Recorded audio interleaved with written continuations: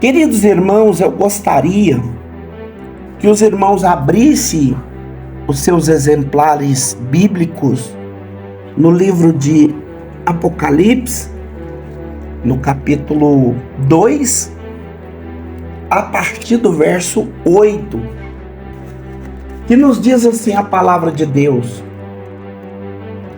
E ao anjo da igreja que está em Esmirna, escreve: Isto diz o primeiro e o último que foi morto e que viveu, que reviveu. Eu sei as tuas obras e tribulação e pobreza, mas tu és rica. A blasfêmia dos que dizem ser judeu e não são, mas são sinagoga de Satanás. Não temas, nada temas das coisas que hão de padecer. Eis que o diabo lançará algum de vós na prisão, para que sejais-vos atribulados e tereis uma tribulação de 10 dias. Ser fiel até a morte, dar-te-ei a coroa da vida. Quem tem ouvido, ouça o que o Espírito diz às igrejas, e o que vencer, de maneira alguma provará o dano da segunda morte. Queridos irmãos, durante o período em que Paulo ficou na igreja de Éfeso, na sua terceira viagem, o evangelista ele teve ali a satisfação de fazer esse trabalho evangelístico, e todos os habitantes da Ásia ouviram o evangelho, que era anunciado por Paulo, falando acerca do nosso Senhor e do nosso Salvador Jesus Cristo, que encontra-se em Atos dos Apóstolos, no capítulo 19 e no versículo 10. Pedro, ele incluiu os eleitos e os forasteiros da Ásia entre os destinatários, na sua primeira carta, que ele cita em 1 Pedro capítulo 1 e no versículo 1.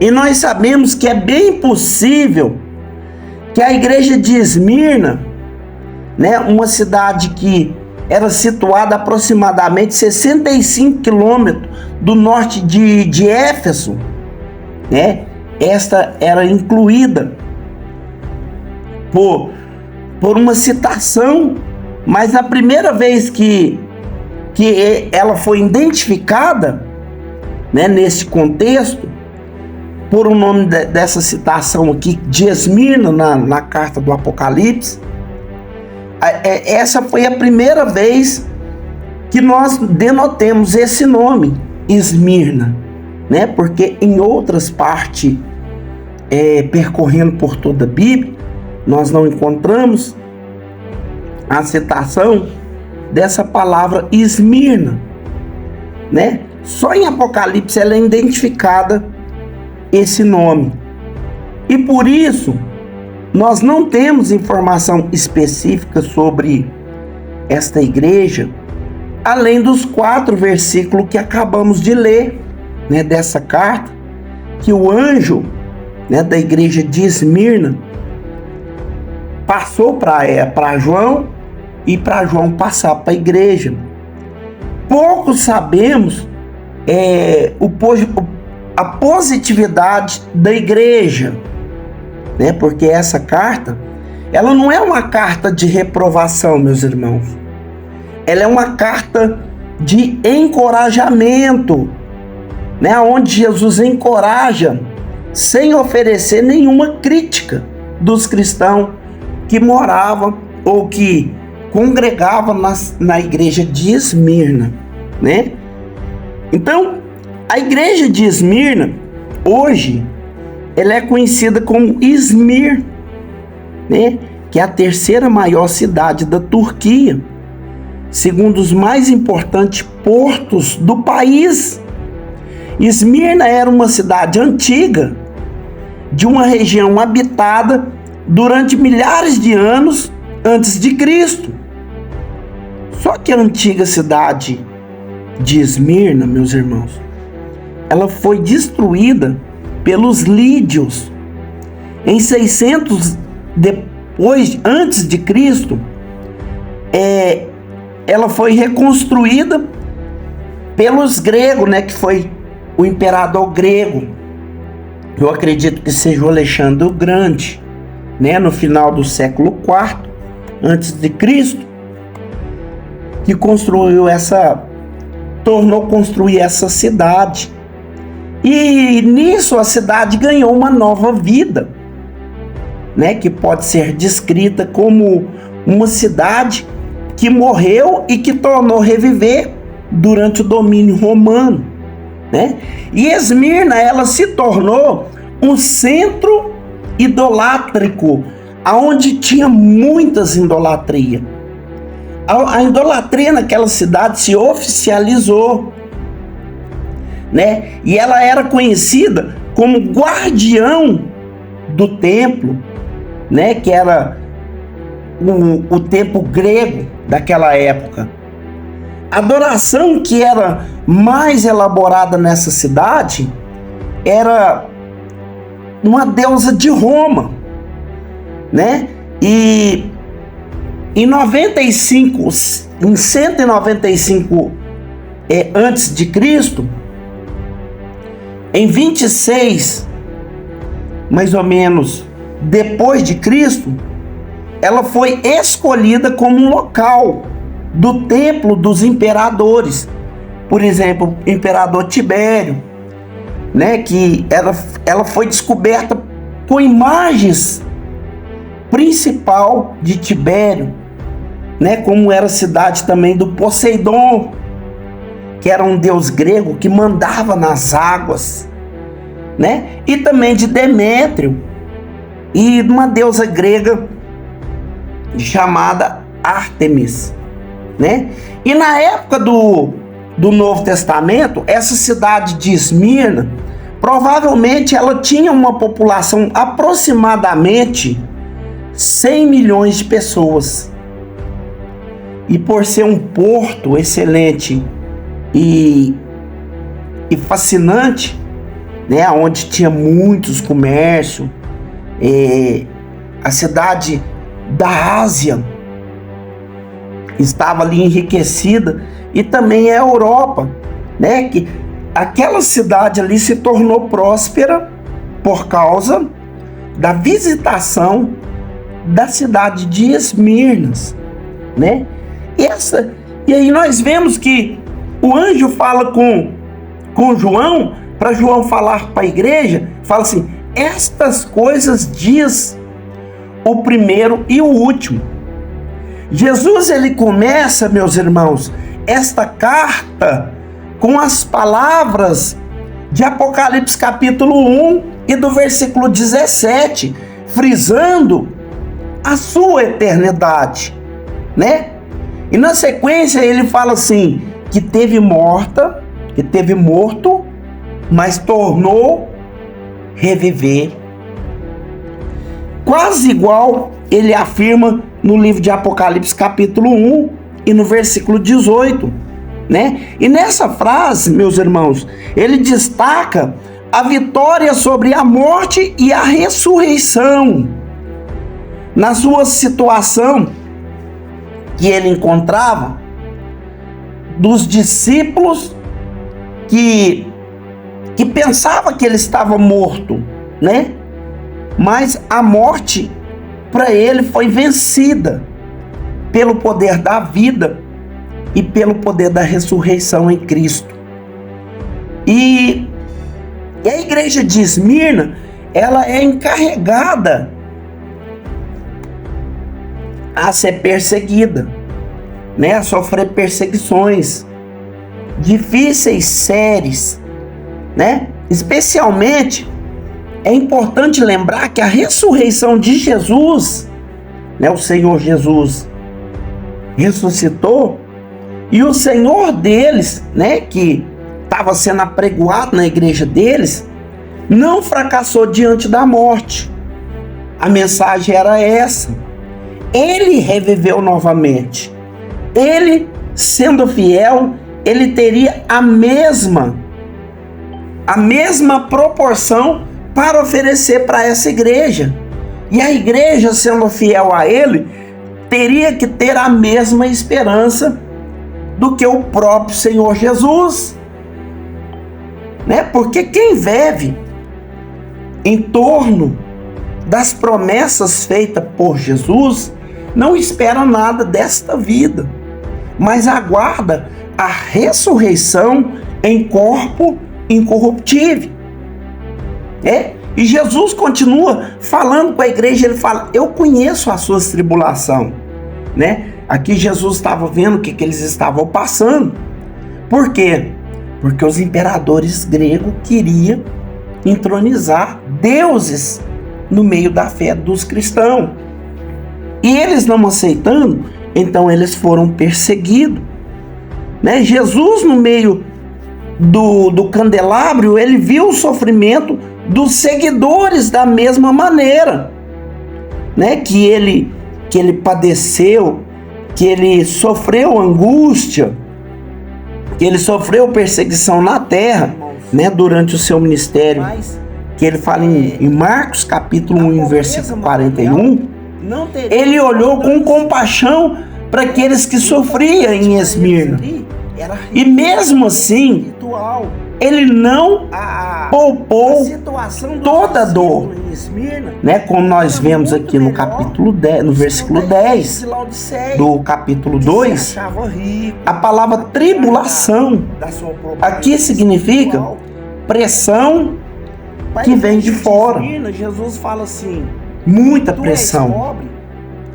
E Jesus torna a repetir e fala assim: eu conheço a tua pobreza, mas tu és rica.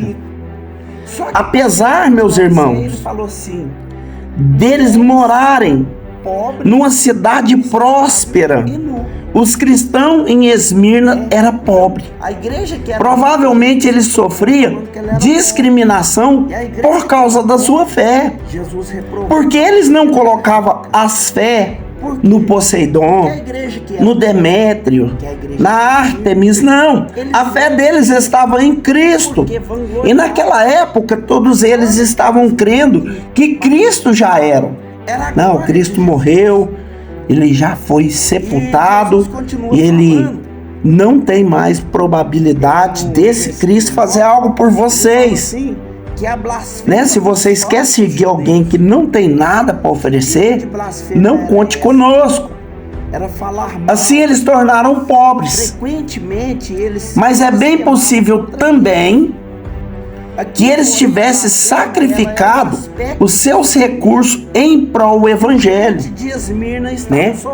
Como os moradores de Macedônia fizeram isso, né? Os macedônicos, eles fizeram isso para ajudar os irmãos que estavam padecendo necessidade alguns anos atrás, né? Que nós vemos em 2 Coríntios, no capítulo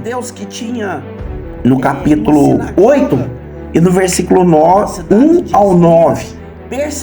Mas a pobreza deles ser verdadeiros judeus, né? Descendente espiritual de Abraão, né? Que se encontra em João no capítulo 8, no versículo 39 ao 47, eles eram oposição, eram servos de Satanás.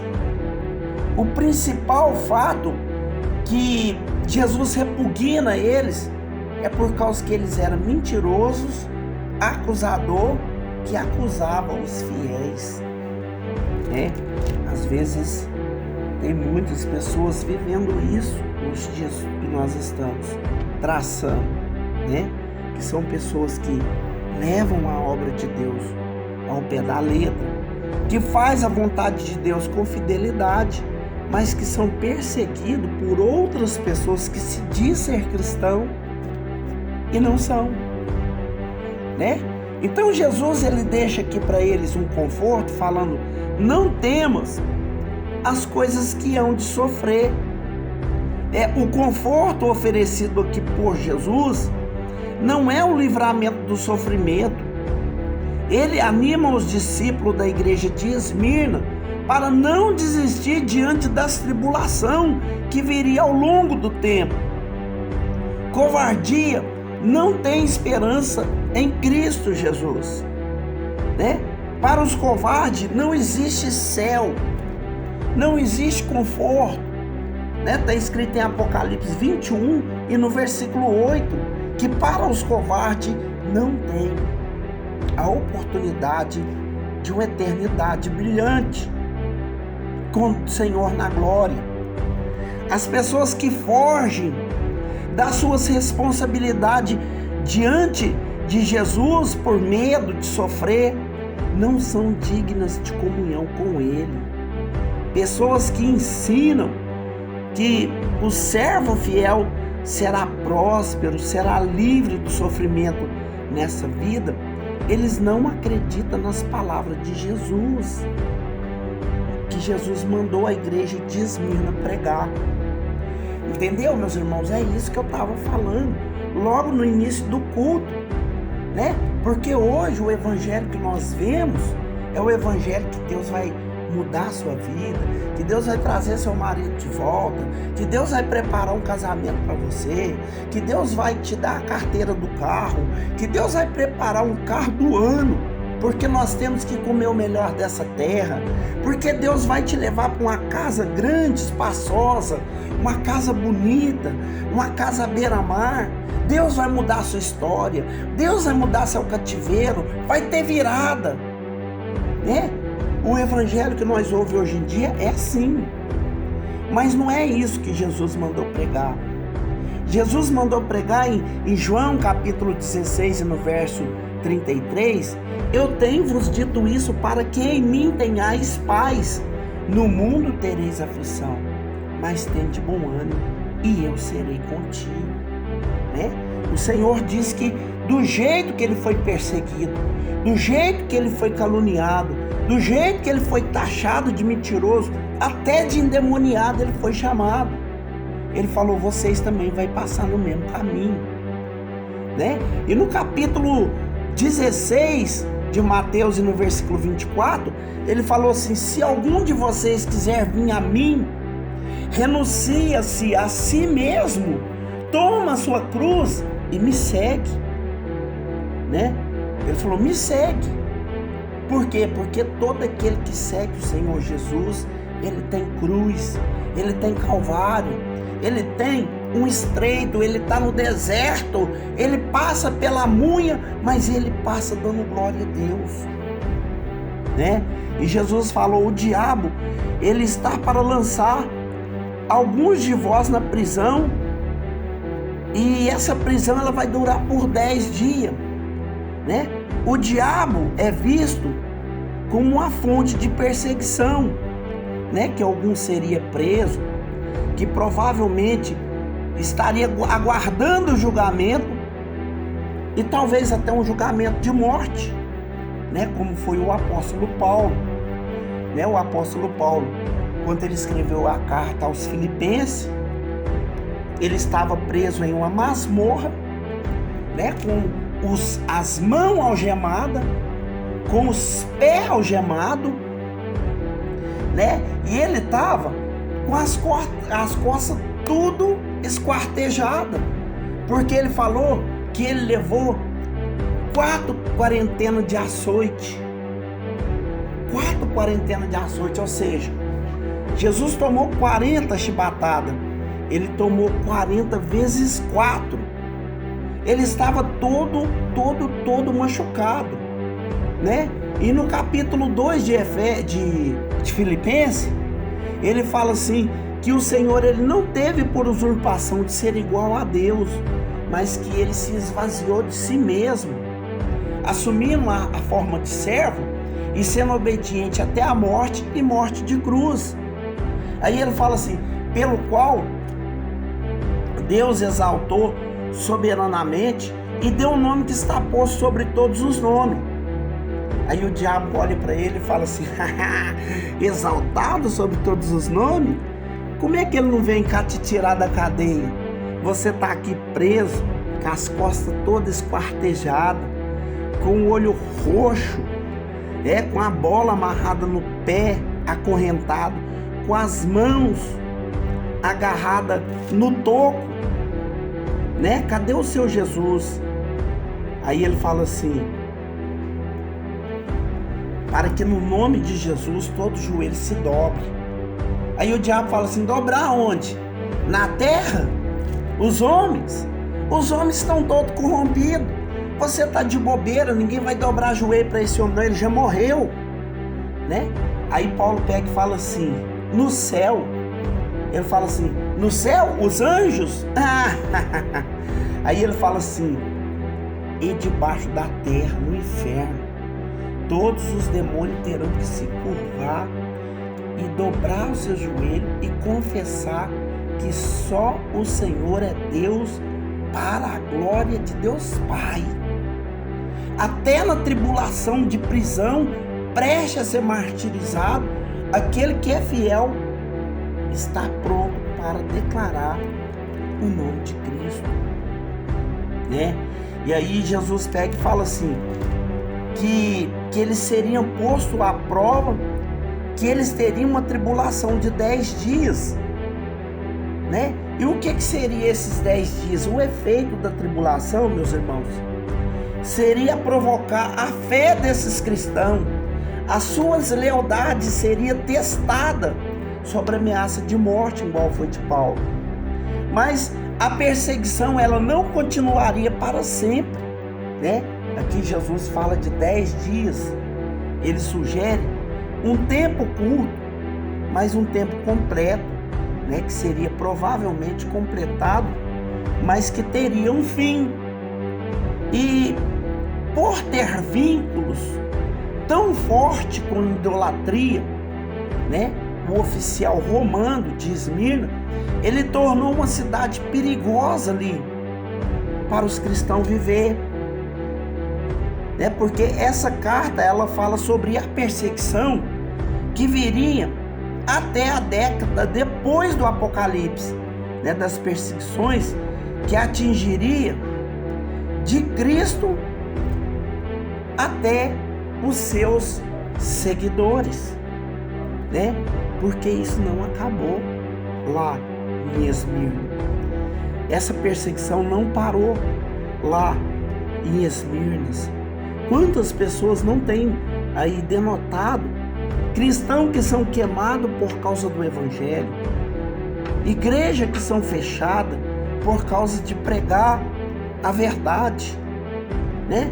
Pessoas que são expulsas de casa, né? Às vezes a pessoa é católica, às vezes a pessoa é cristã, e toda a família é cristã, mas às vezes a pessoa é católica ou outro tipo de credo, e uma só pessoa converte ao cristianismo, eles não aceitam, eles falam: você é a ovelha negra da família, você não poderá viver mais conosco, você negou a fé, né? E às vezes a pessoa é expulsa da família por aceitar a Cristo, por viver debaixo de obediência da palavra de Deus, né? E às vezes elas são perseguidas para ser mortas, né? Mas Jesus, ele fala assim: ser fiel até a morte, né? A fim dessa perseguição, o fim dessa perseguição para alguns poderia ser a própria morte. E mesmo assim eles deveriam ser fiel. E às vezes arrumamos qualquer desculpa para não fazer algo que Deus pede. Mas nada, nem nossa própria vida deve ser mais importante do que a nossa fidelidade com Cristo, né? Se nós quisermos alcançar, né, algumas pessoas vão alcançar com facilidade, né? Porque vai acabar o tempo dela, ela vai morrer, e morte natural e tal, e vai conseguir alcançar os céus. Mas vai haver outras pessoas que vão ser forçadas a negar a Cristo, né? Talvez por situação, talvez por um momento, né? Vai ser forçada. E aqui Deus deixa um lembrete através das cartas do Apocalipse, que todos irão passar por esse tempo. muitas pessoas serão mortas por causa do nome que vocês, que eu, que nós cristãos carregamos. Mas ele está falando aqui, ó, não negue, não peques, não perca essa oportunidade de morar num lugar aonde isso aí nunca mais vai existir, né? E ele falou assim: se vocês passarem no teste e for fiel, eu vou dar para vocês uma coroa, né? Que é a coroa da vida. A palavra coroa, ela está no grego Stépanos, né? Que ela se refere a uma coroa de vitória, a vitória da vida que vem de Deus, que é o único que pode dar essa vida, né? Que está escrito em João capítulo 5 e no versículo 26, e também em João capítulo 14 e no versículo 6. Aquele que ama a vinda de Jesus Cristo receberá a coroa da justiça, né? Como foi o caso de Paulo em 2 Timóteo, no capítulo 8, no capítulo 4 e no versículo 8. Então, ele completa dizendo: quem tem ouvido, ouça o que o Espírito diz às igrejas.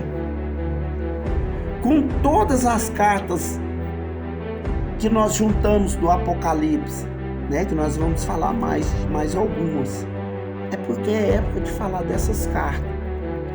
Jesus, ele chama o ouvinte, ou o destinatário, ou o leitor, ou o pregador, ou a pessoa que está recebendo essa mensagem, para ouvir essa mensagem e dar ouvido, né? Jesus está falando para os vencedores, aqueles que permanecem fiel diante das perseguições.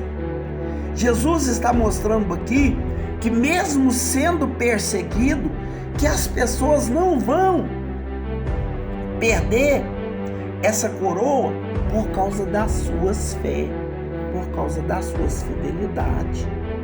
Olha o que ele fala, o vencedor, né? Quem é vencedor aí? Diga glória a Deus.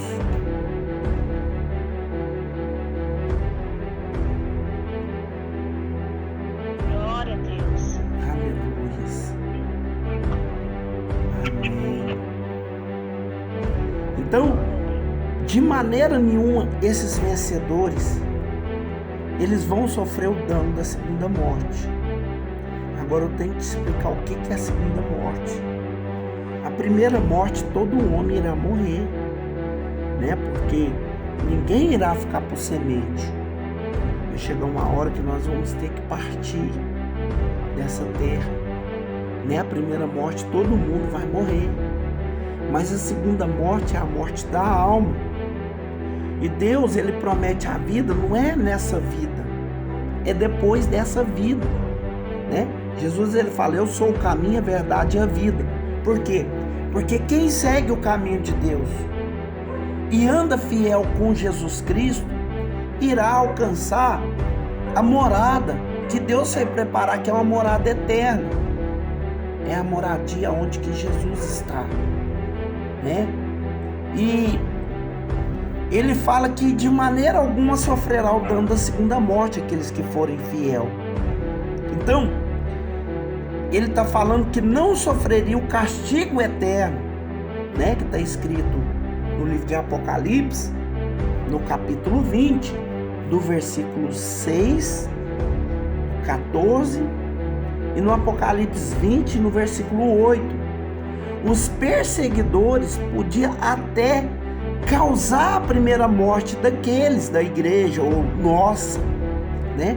Porque aquilo ali serve para eles, que eles já passaram, e agora está na nossa vez.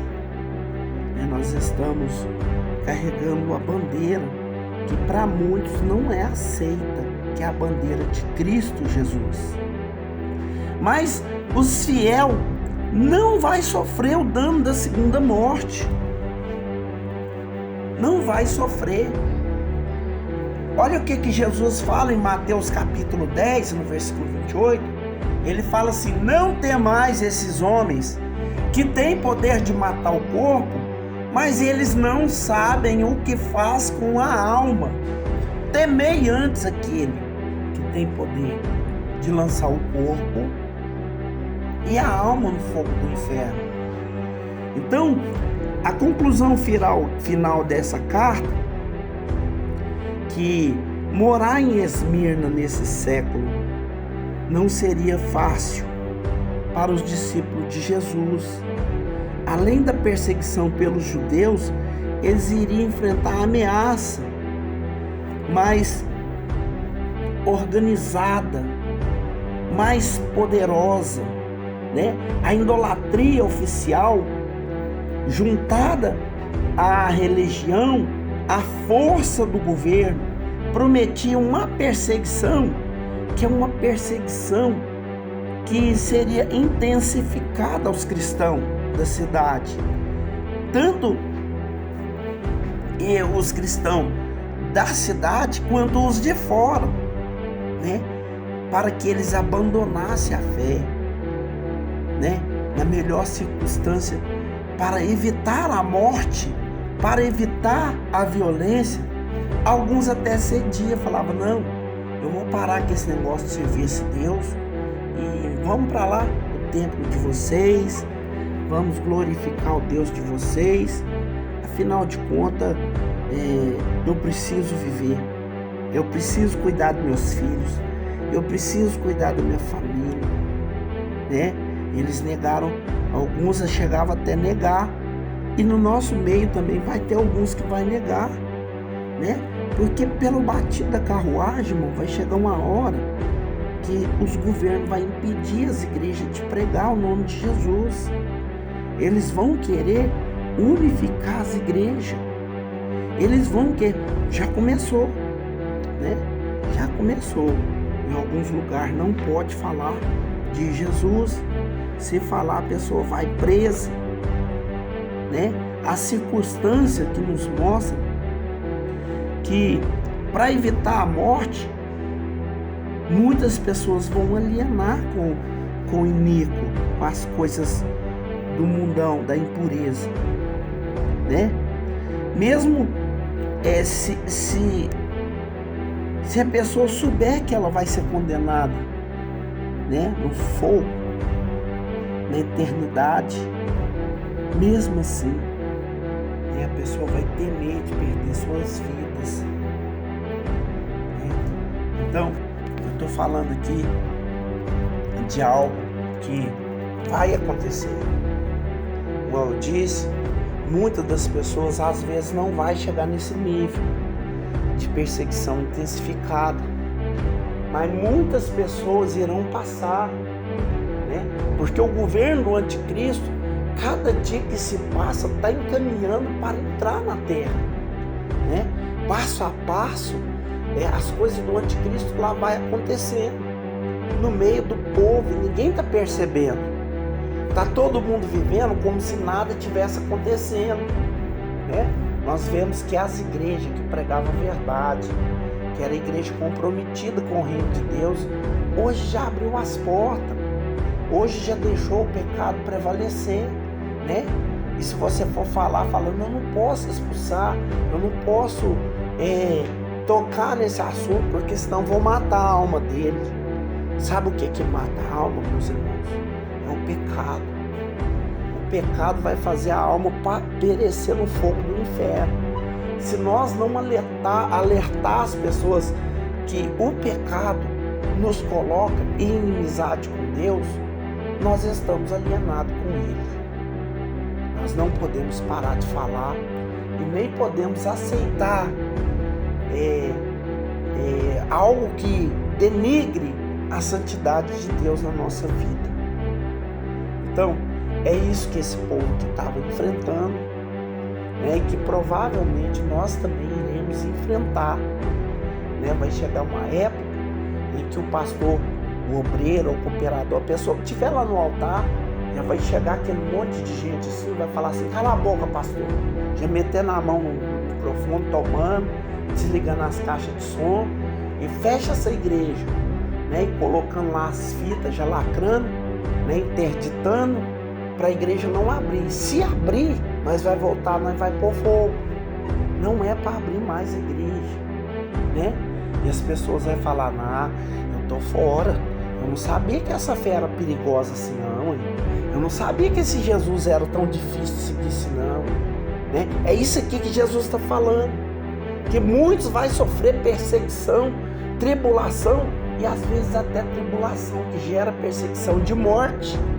Mas ele está falando, ser fiel até o fim e eu dar-te-ei a coroa da vida, né?